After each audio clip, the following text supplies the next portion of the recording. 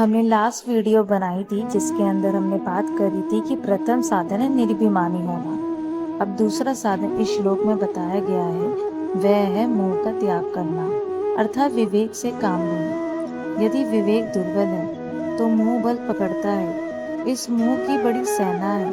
मोह के अंधकार में रूप ने बड़े बड़े महात्माओं को भी चित्त परास्त कर दिया है। इसी का एक उदाहरण है, लाहौर में छज्जू नामक एक भक्त था। जब नगर में किसी की मृत्यु होती तो वह परमात्मा को धन्यवाद देता कि तूने अपनी धरोहर वापस ले ली, और वह प्रत्येक शव के साथ हंसते नाचते गाते शमशान तक जाता था। एक दिन उसी के नवयुवक पुत्र का देहांत हो गया। लोग उसे उठाकर ले जाने लगे। उसके शव के पीछे भी वैसे ही उसे हंसते नाचते गाते जाना चाहिए था, क्योंकि वह सभी को ऐसे ही शिक्षा देता रहा था। किंतु अब उसके नाचने और गाने में भंग पड़ने लगा।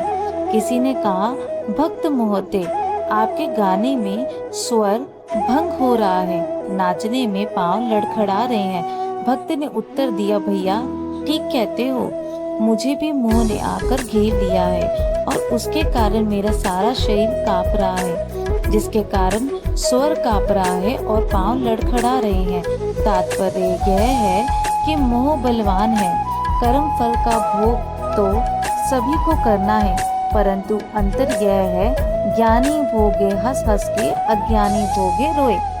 ज्ञानवान पर भी मोह का प्रहार करता है, उसे नीचे गिराने की चेष्टा करता है, लेकिन वह उसे लड़ता है, उसे जीत लेता है और पुनः उठकर खड़ा हो जाता है। ब्रह्मांड में इतना बल है कि यदि एक लकड़ी के खंभे को छेदने लगे तो एक रात में ही उसमें बड़ा छेद कर सकता है, परंतु जब वह कमल गंध के मोह में रात्रि का कमल बंदी बन जाता है तो वह अपने बल का उपयोग नहीं कर पाता, कमल को छेद कर बाहर नहीं निकल पाता। यो कुछ चंद पलों में ही वह कमल को छेद कर बाहर निकल सकता है।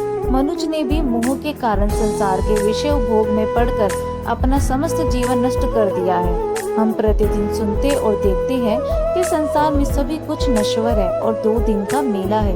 यदि अपने शरीर को ही देखें कि कैसे हम बाल्य अवस्था में थे, फिर यौवन हमें प्राप्त हुआ, फिर वृद्धावस्था में दुर्बल होता गया, किंतु मोह अर्थात अविवेक ऐसा है कि यह सरल सत्य भी हमारी समझ में